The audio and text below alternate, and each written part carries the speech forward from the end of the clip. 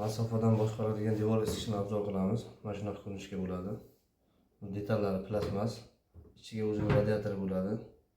O'sha radiator qizganlik hisobiga ventilyator issiq haydab beradi.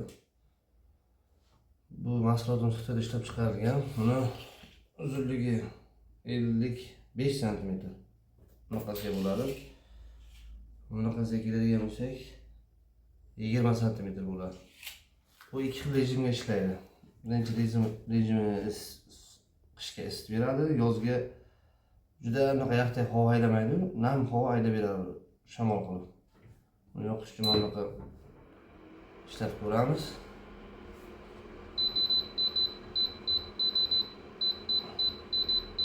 Qirqqacha baland past qisib ishlatsak bo'ladi buni.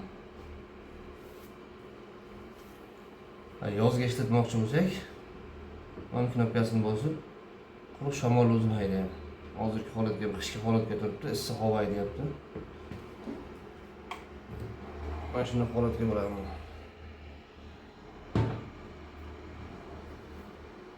Ichidan o'zi mana bunaqa maxsus pult chiqadi. O'zini dagnik chiqadi.